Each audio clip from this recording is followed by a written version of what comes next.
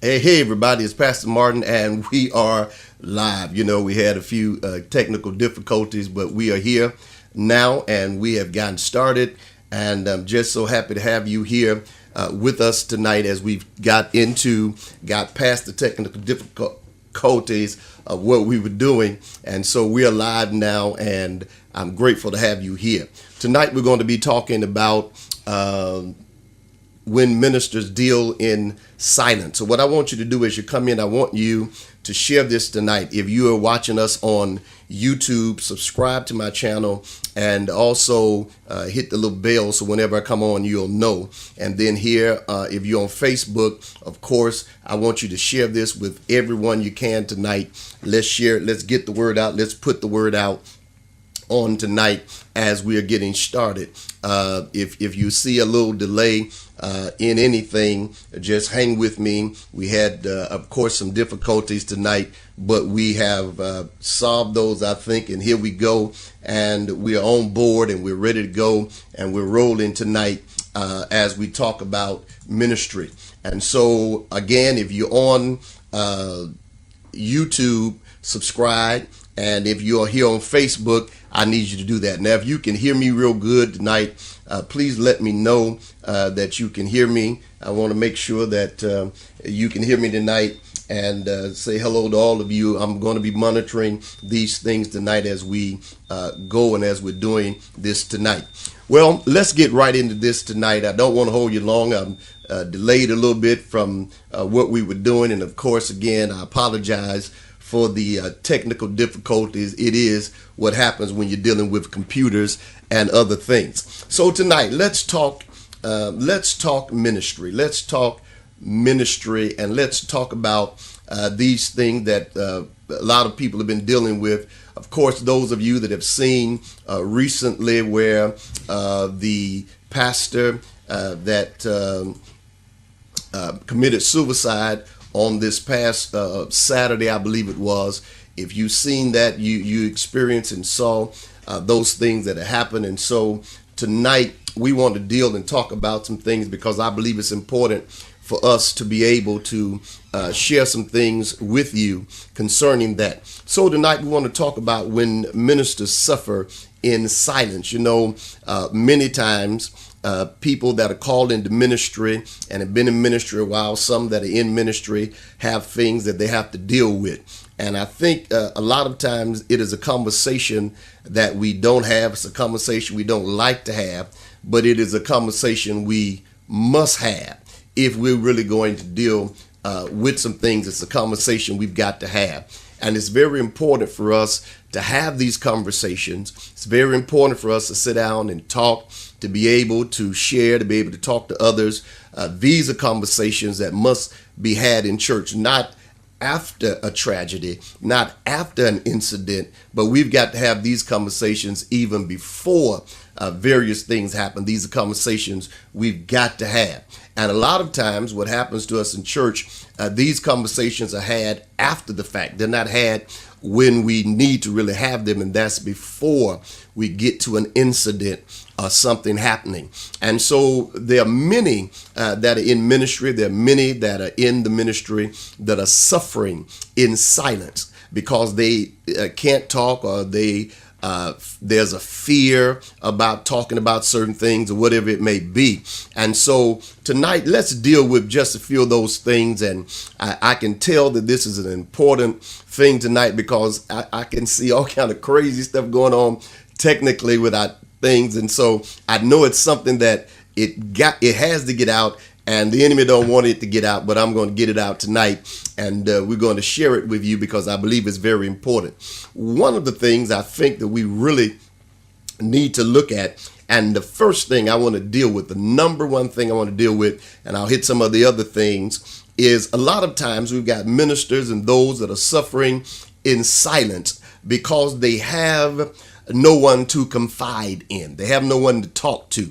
They have no one to share with. They have no one that they can talk with and share things with that are going on with them and in their lives. You know, a lot of us, a lot of people that are lay members and people that are laity, of course, they can come and talk to the pastor. They can talk to other people. But oftentimes the preacher, the minister, whether male or female, does not always have someone they can confide in, because if they do, sometimes their business is going to be in the street before they can get out the room.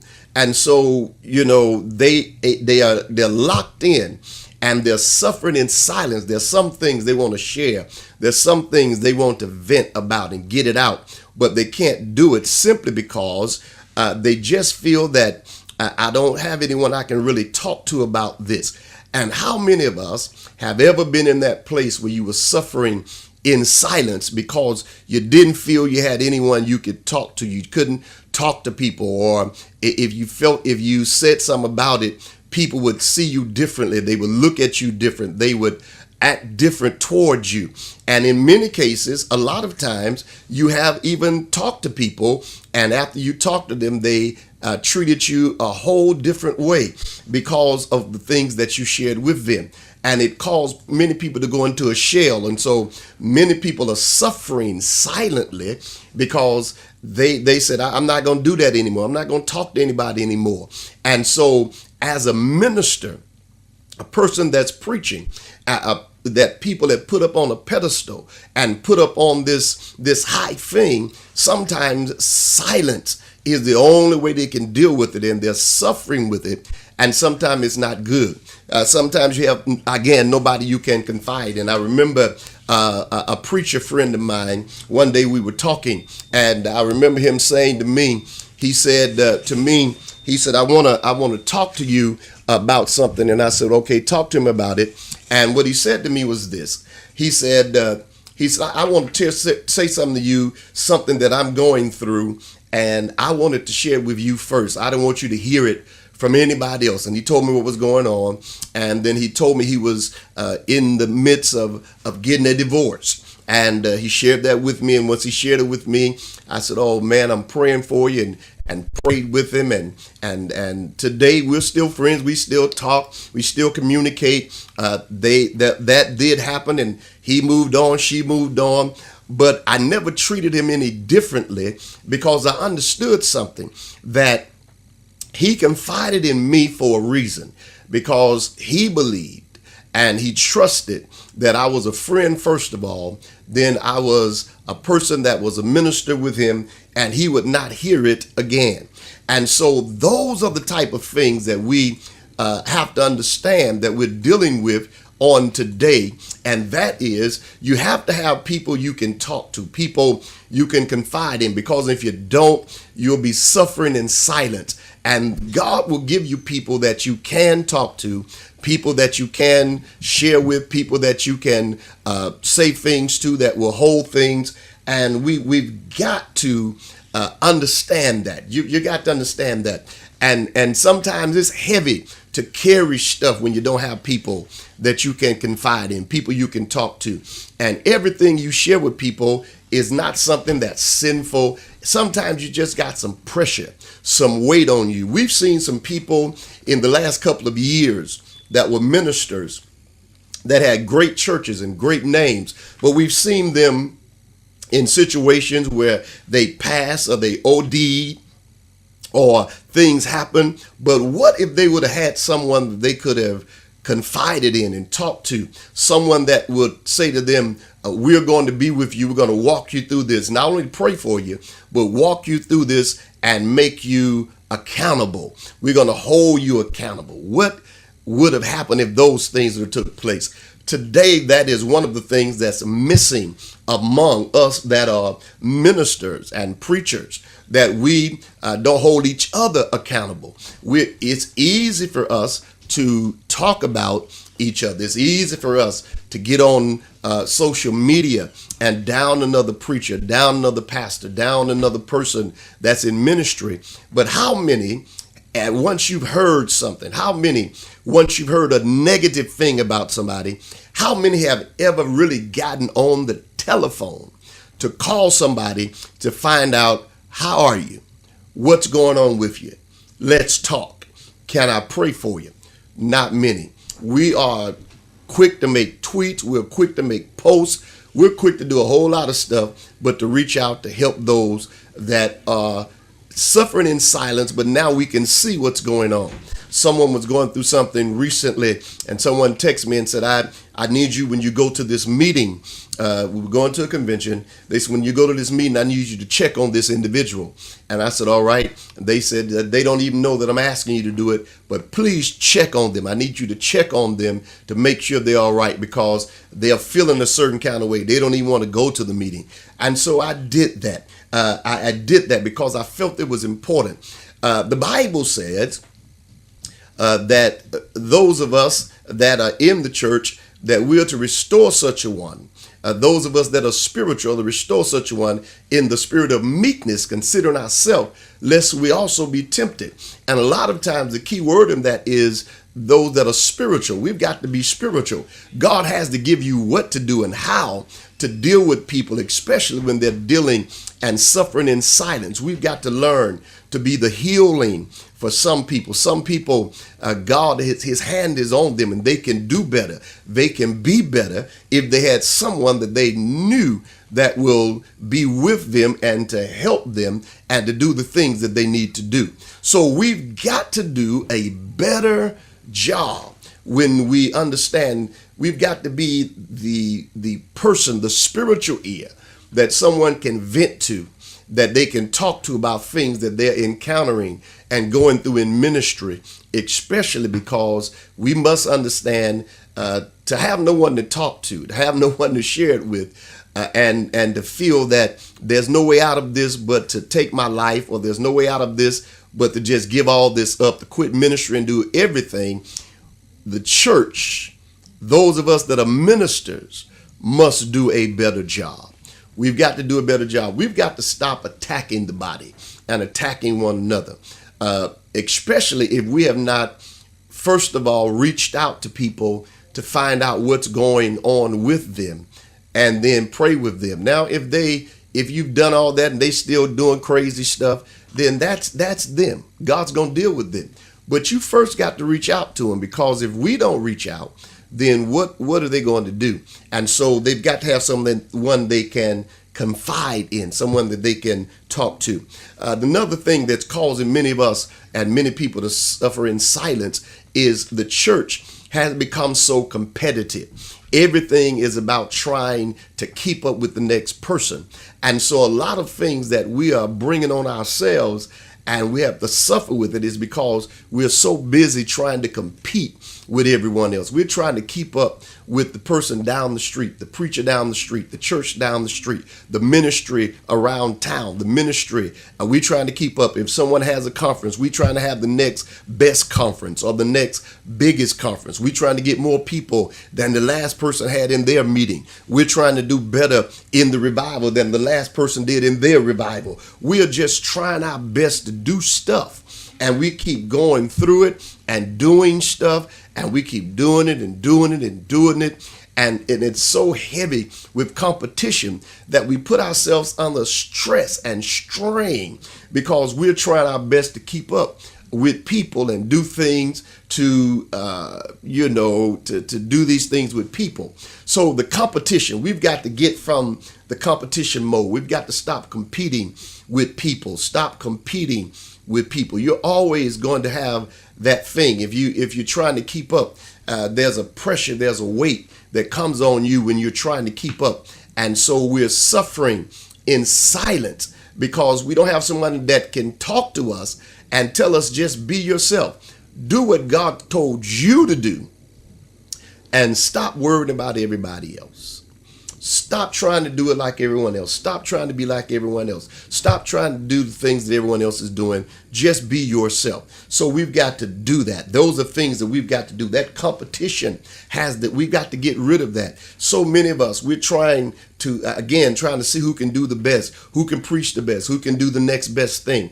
And that will get you to a place that it brings something on you that if you're not careful, you'll be in silence. The next thing that's causing a lot of people to suffer in silence is the church. We have not done a good job when it comes to ministers. Now, we're good when it comes to lay people, but we have failed miserably when it comes to ministers. I know we often say, well, you got to hold them to a greater standard. We have failed miserably when it comes to ministers. What do you mean, Pastor Martin? Well, in churches, you have people in churches that are lay people that get divorced. They get divorced. And when they get divorced, they either stay at your church or they go to another church or whatever it may be. I remember I had a deacon and his wife, they got divorced, and both of them stayed right at church until he passed. They were right there in the ministry, still working together. They still talked to each other, but they had divorced. But now understand that people get divorced. And even preachers and ministers get divorced. Sometimes it's not because of something they've done. They haven't went out and acted inappropriately. Sometimes it's not that. Sometimes they've grown far apart, or sometimes things have happened. I don't know. And they get divorced. And so sometimes when those things happen, the church has not dealt with that subject. And it causes people to suffer in silence. And some people, they're suffering in silence because what has happened to them is they know that the church is going to be judgmental in a lot of areas of that. And the church, we are very judgmental when it comes to those areas until it affects us. I remember years ago, there was a preacher that talked that there was no divorce in God's kingdom, no divorce in God's kingdom. And he stressed that among his members. He stressed that among his people. And then something happened and him and his wife got divorced, and that whole message changed. But notice all the people that were suffering in silence because of the things that had been stressed. And sometimes we do that. I remember one of my Caucasian sisters said to me, said, Pastor Martin, I want you to pray for me because she was married and her husband ended up getting a divorce. And she said, I was blackballed in my church. No one, they didn't invite me to any more functions. They sort of blackballed me completely with everything that was going on. And she said it was just one of those things that I felt so out of it. And I just went into myself, didn't want to go back to church or go to anybody's church. And so I need you to pray for me. There are people that are suffering in silence because we have not dealt. We're either one way or the other. We take one side or we take the other side, and we really don't deal with what people are going through. We don't find out. We don't know the issues with them. We don't know what's going on with them. And so they've got to suffer in silence. And some of them, they're not strong enough to deal with it. So they take other ways out. And the church will sit back and we'll deal with it, and we'll make jokes out of it. We'll make fun of people, but they're suffering in silence, and we don't even know what's going on with them.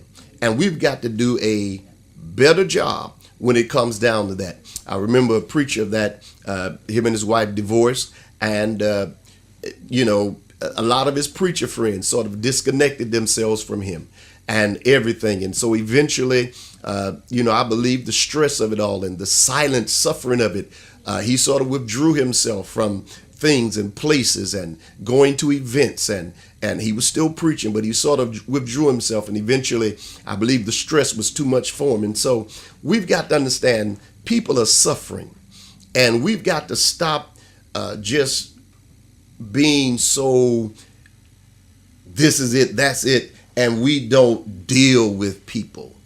We don't know what they're going through. We don't know what they're suffering. We don't know what the problem is. And we matter of fact, we haven't stopped to find out, and in many cases don't even seem like we really care. And we've got to do a better job. We've got to do a better job when it comes to that. So people are dealing with that. People are dealing with those areas. Another thing that can cause us, if we're not careful, to suffer in silence is trying to perform. When God tells you to do something, when God gives you ministry, when he tells you to do something, we've got to understand and trust God that what he has given us, that we are going to be effective in doing what he's given us, whether it's small, whether it's big, whether it's mega, whatever it may be. We've got to believe God. So what has happened, we go back a little bit and connect these two, where we do competition and trying to perform. we're trying to perform things to show people that this is really what God told me, when we should really be trusting God to do what he said he's going to do, bring it to pass, and put the components and things in places. Instead of that, we're so busy trying to perform. We're trying to prove to people that this is God, and we're doing everything. And so we're causing ourselves to be in stress, trying to prove to people that the Lord did speak to me and God did say this. And sometimes God did speak to us, but then there's some things we just wanted to do. And we're trying to prove to people that we are getting it done and it's going to get done. And so we're under this heavy stress. Then we sort of lock into ourselves simply because we're trying to perform. And we've got to get out of trying to perform. You got to let God be God and let God do what he's going to do. Stop trying to perform everything for everybody, because when you get through some things that we're performing, trying to do, we are causing ourselves harm, bodily harm, sickness, stressing out, and people are still doing the same thing they've been doing all the time. If they like it, they like it. If they don't, they don't. And now you've stressed yourself out trying to perform.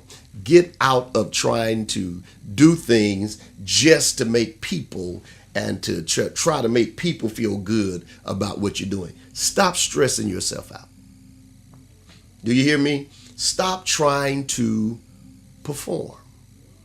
It's not necessary. It's matter of fact, it's more than not necessary. It's really not even something you should be trying to do. Performing. Another thing that can cause us to go into this silent mode and suffer in silence is because we fail to recognize and to realize that we are human.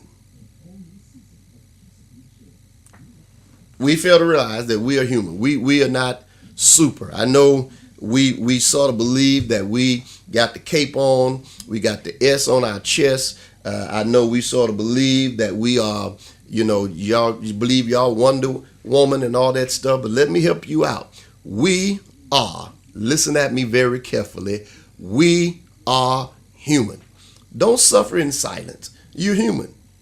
You are. And I'm not, and so y'all won't misconstrue this. I'm not talking about, using that for sinful stuff. No, that's not what I'm talking about. But you got to realize that you are human. You're human.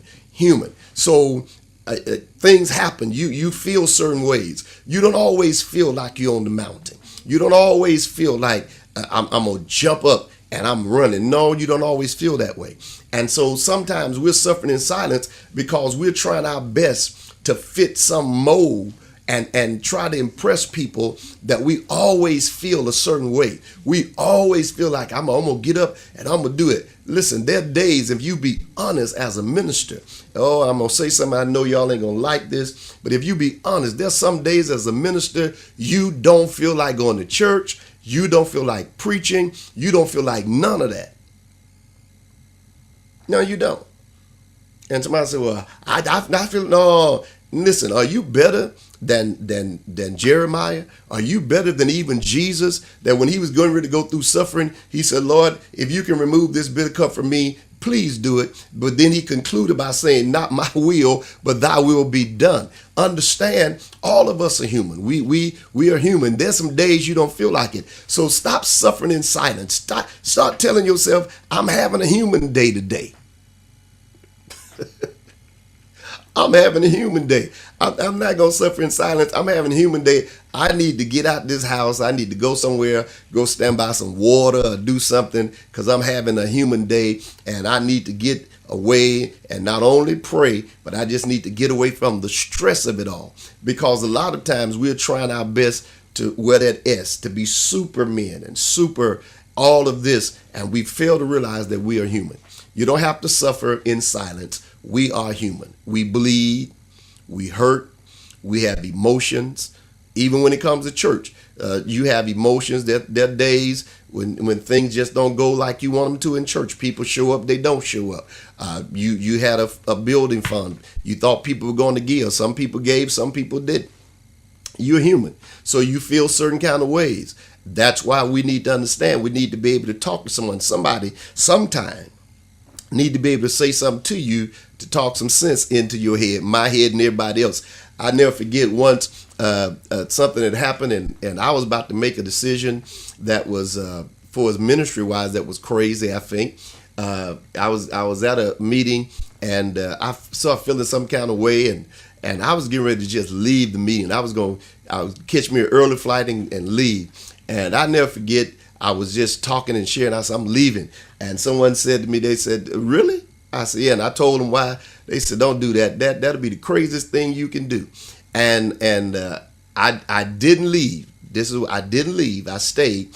And I got a call. I think it was the next day. Somebody from in the meeting called me and said, I need you to do something for me in this meeting on Friday. Matter of fact, they said, I need you to preach Friday morning.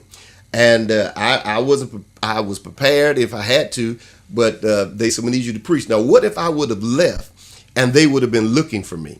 And because that person did not pity pat me, they didn't rub the back of my head in their words and pat me on the back and agree with me and felt sorry for me and told me the truth. Then I got up and moved. Sometimes that's why you need somebody to help you. When you're going through these silent periods and it's eating away at you, you need somebody to talk to, somebody that's you don't always need nobody to agree with you.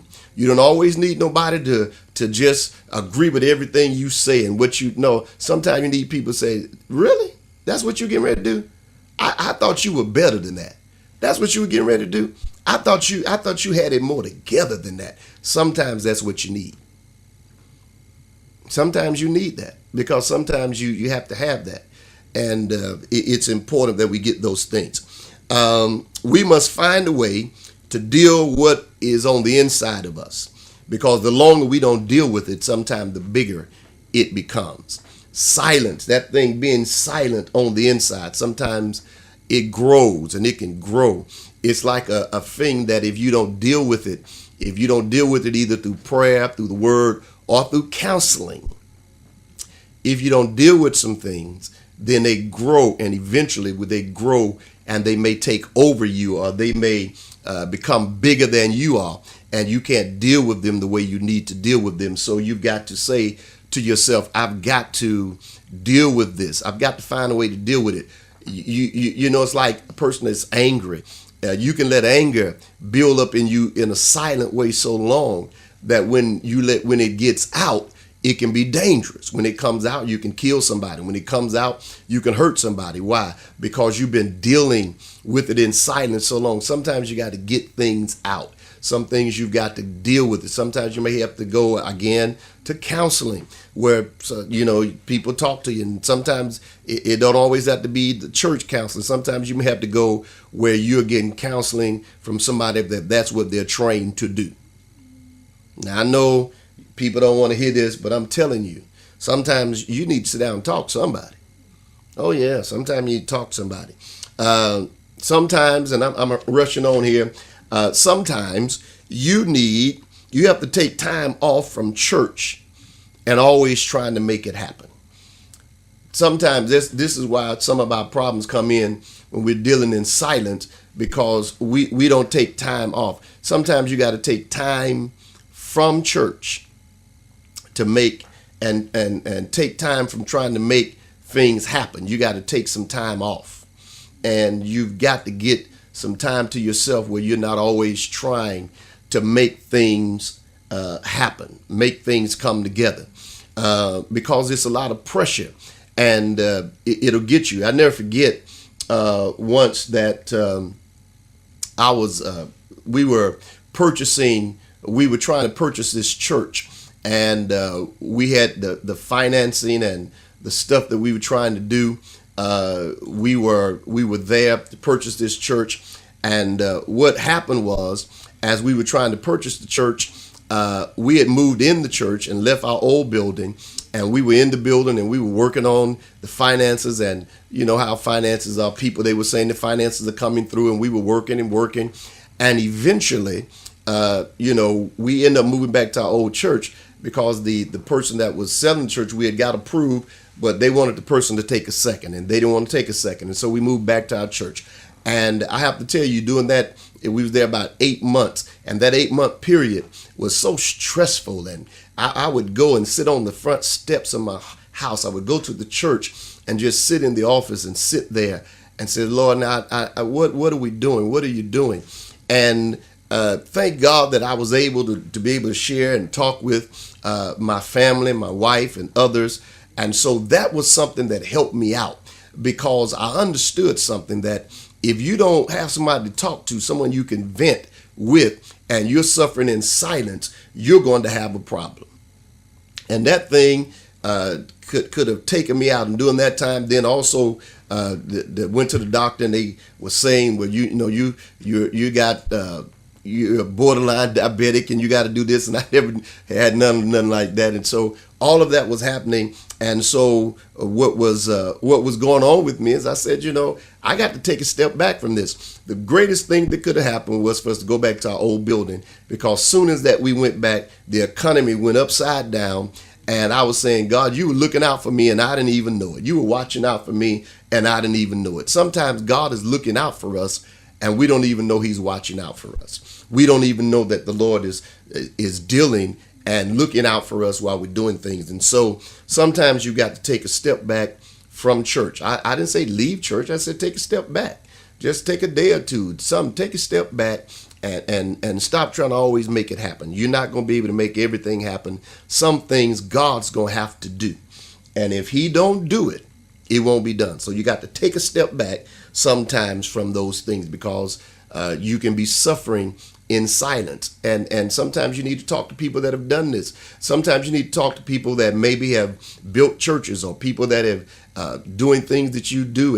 And if they'll be honest with you and tell you how to do it, or tell you the strain or the stress of it, you may need to talk to them. That may be something you need to do. And all of us, we don't have to suffer with all these things in silence. Somebody has done what you're doing. Somebody has done what you're trying to do. Somebody has done what you're trying to do. So you need to be able to talk to somebody. If you can do that, then it's going to be a blessing to you. I'm moving on here. We're holding things that are eating away at us on the inside, and we've got to deal with those things. Sometimes we're suffering in silence from things from our childhood, some things that we've dealt with when we were young, or when we were children, or things that have happened to us. I don't know, it could be a lot of things that could have happened, and we still dealing with those things even as adults. Some people are still dealing with stuff, and they're past their 50s, they're in their 60s. They still dealing with stuff that happened when they were young, and teenagers and all that kind of stuff. So we need to be able to deal with those things again, and we don't have to suffer in silence. Again, you got to have people you can confide in, people you can talk to, people that you can trust. And I know you can't trust everybody. Oh no, you can't, because I'm a firm believer that people put you in hell for what they heard about you. They'll burn you for what you tell them.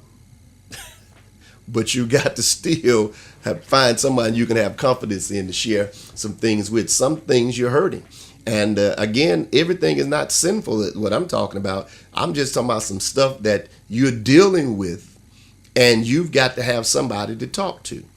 And you don't have to suffer in silence by yourself. I'm almost done. Let me do these last few. Nothing is wrong with saying, I need help.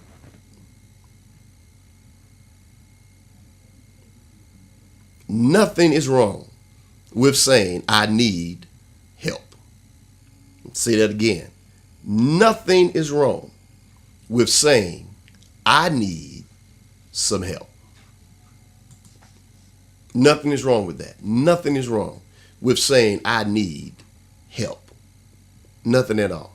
A lot of times we want to give this thing that I got it. But every now and then, you don't have to suffer in silence. Sometimes you need help. All of us need help. Sometimes we just have to break down and say, I need some help. I need to talk to somebody. I need to share with somebody, or I need somebody to pour into me during this period of silence that I don't know how to deal with this. Sometimes we have to admit we need help, even as ministers. Take that cape off. Take that S off your chest. Take that Wonder Woman thing off. You're not that. No. Every now and then you need some help. You need some people. You need a support system. You need some people that can share with you and talk with you. We need some help. And nothing wrong with admitting that. You don't admit it to everybody, but you admit it to those that you know you can trust or confide in. When you need help, talk about it. All of us have been there. All of us have done it. You'll be surprised of how many people that have big ministries and churches sometimes confide in people that have less than 200 members, less than 100 members. They just need someone they can talk to. Because it's not about the size of a place. Sometimes they just need someone that will be a listening ear. And so we've got to learn to deal with that. It's important. And sometimes your help may come in the church and it may come outside of the church. I talked about counseling, getting counsel, getting some counsel.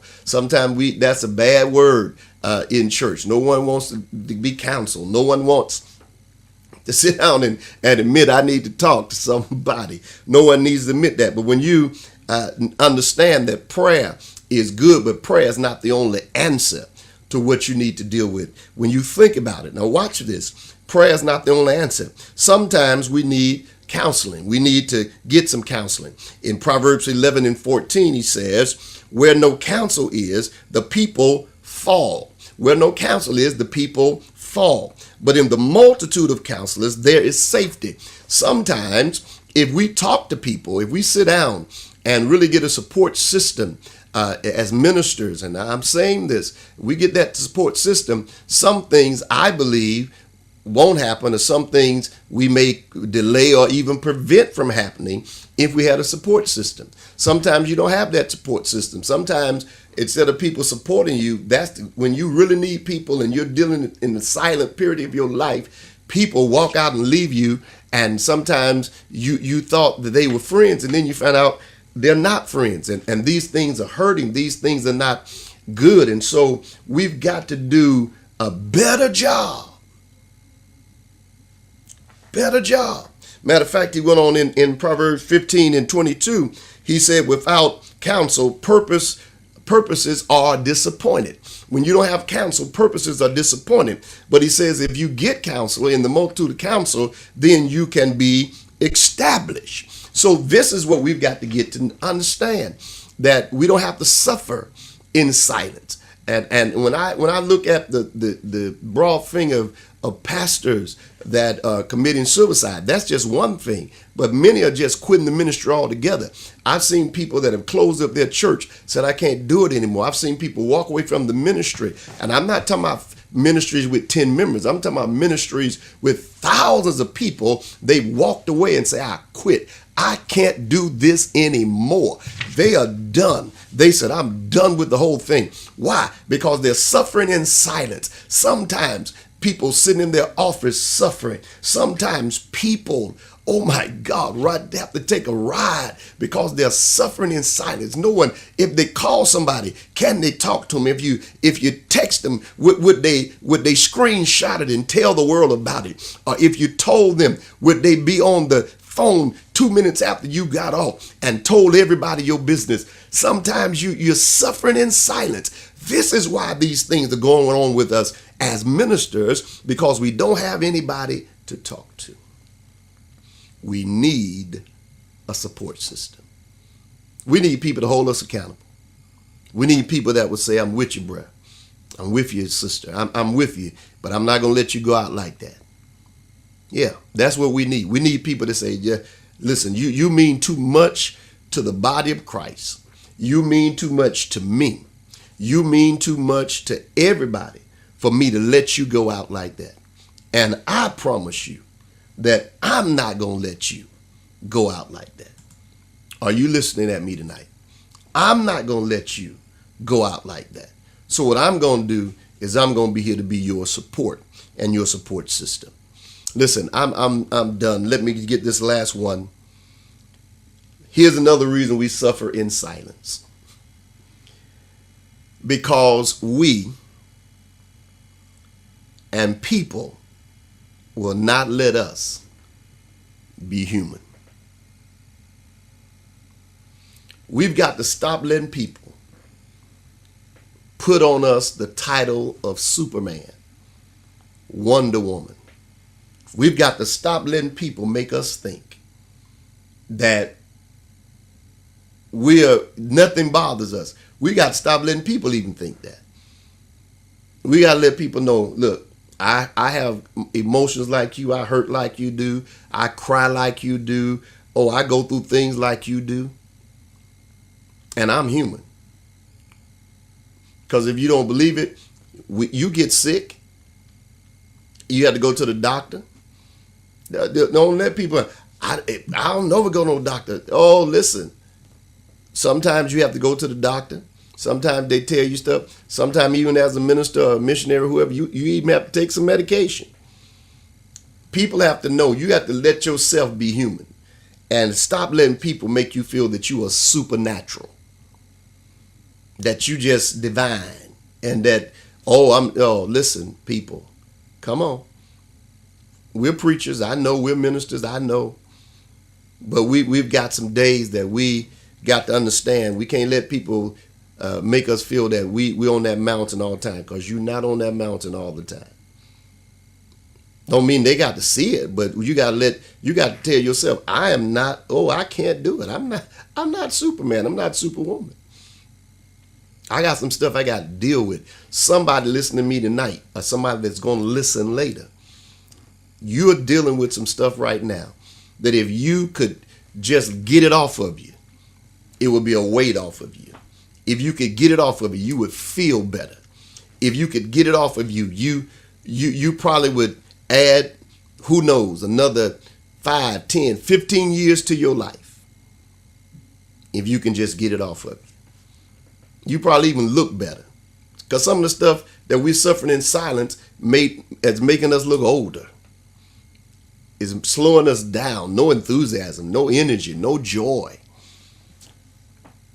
Because we're suffering in silence. What are you saying to us, Pastor Martin? I'm saying there's a way to get it out. And I know everyone says prayer. I agree. Fasting, I agree.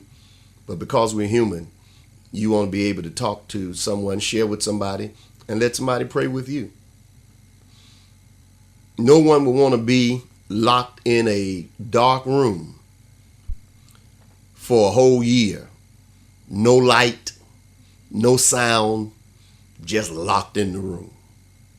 When you come out, you wouldn't be no good, because you would have to adjust coming out. You would have to adjust your whole life again. So I'm saying to you, you don't have to suffer in silence. This is real, people. This is not something that's make-believe. I know too many people that are going through these things, that are suffering in silence. And I've talked to people, and people have talked to me, and there's some things they've shared with me and we prayed about. I don't judge them. I don't look at them crazy, because I understand somebody's got to be here to help people out. Everyone can't be on social media criticizing everybody and everything. Some people really are fighting to get through. And we won't let them get through, because this is why they're suffering in silence. This is why sometimes they're lost, because many of us have failed to be spiritual. If any man be overtaken in a fault, ye that are spiritual, bestow such a one in the spirit of meekness, considering thyself, lest thou also be tempted. You never know what you're going to face. Don't have to be sexual immorality. That's what we call that. That's what everybody believes. But it could be something so simple that you find yourself in a place you like, how in the world did I get here? And you'll need someone to give you an ear just to be able to talk to you and to share with you. And so this is why we have to do a better job. I pray and trust that you got something. We're going to pray tonight. I see your comments, and I see those of you. Yes, a support system is needed. And we do need a listening ear. Oh my God, we got to do. Some people, again, you're right. Some people are smiling on the outside and they're suffering on the inside. We've got this mask that we wear to impress everybody as ministers that everything's going good with us. Everything, I'm good. How you doing? I'm good. Sometimes you're not good. Sometimes you're not good. Sometimes like, just pray for me. I need to pray, and then let's chit chat. We need to go talk, because sometimes I'll say this before I pray. I had a pastor friend of mine call me, and he was talking about church and his ministry and some things that were going on, and he said to me, he said, "Brother, I just needed to talk with you. I didn't need, we didn't talk about revival and stuff." He said, "I just needed to vent. I needed to talk about church. I needed to share something about church, what's going on with my church, what I see happening." And when we began to talk, he felt better because he started understanding some of the stuff that he was dealing with. I've been dealing with it. Others have been dealing with it. I was talking to one of the pastors in the city that has a mega church, big church, with a couple of thousand members. And we were talking one day, and he said to me, he said, "Man, I just been having a little thing going on." And we were talking about church, and I said, "Well, sometimes people, they join church publicly, but they leave privately." And he said, "Oh my God." He said, "I've been dealing with that too." You never know what somebody else is dealing with until you start talking about it and talking with other people. It becomes support. Then he said to me, he said, "Sometimes I don't know if they're coming to church or not." I said, "You too?" And so you need to be able to talk to somebody in those areas so you'll know what's going on. You think your church is the only one going through that. It's not. You're not the only one that people join your church and they come in and they join and then look like they disappear. You're not the only one. And sometimes they don't even know why they disappear. They just disappear. But you're not the only one facing that. You're not the only one that's in ministry on the road, preaching and giving your all and doing everything you can and experiencing that look like things are not going the way you thought they were going to go. You're not the only one. But when you get the chance to talk to a brother or a sister that can say to you, "Oh yeah, I went through that," or "I'm going through that now," then it helps you to pull yourself from off and under all that pressure. Because now you understand, oh, I'm not in this by myself. That's what Elijah had to find out. God had to tell him, "I've got 7,000 that haven't even bowed their knees. I've got some other folk that are going through the same thing that you're going through, but they ain't bowed yet." And so this is why we need a support system. This is why we need to conversate. This is why we need to talk. And it just don't need to be, please don't take this wrong, it just don't need to be where it's just in a conference where pastors or a conference of preachers. Sometimes we need that intimate contact where we talk to people and see where we can really talk and find out what's going on and talk about some things. We need that. So we need to develop a better support system in doing that. I pray and trust that you were blessed tonight. Pray and trust that you got something tonight. I knew that this was going to be good, and this is why we had all that technical difficulty at the beginning. But I pray and trust that you got something tonight on this. I want you to share this with somebody. Don't leave here without sharing this. Don't leave without pushing the share button, sharing it with people that you know are ministers and preachers. Please tonight, hit the share button and share this with somebody on tonight. Share it with somebody on tonight. Share it with somebody on tonight. Please do that. By all means, I need you to do that. We get ready to pray. And as we pray tonight, we're believing God to touch and we're believing God to bless. But again, let me say, please share this tonight. Share it with somebody. Please share it. Facebook, YouTube, just share it.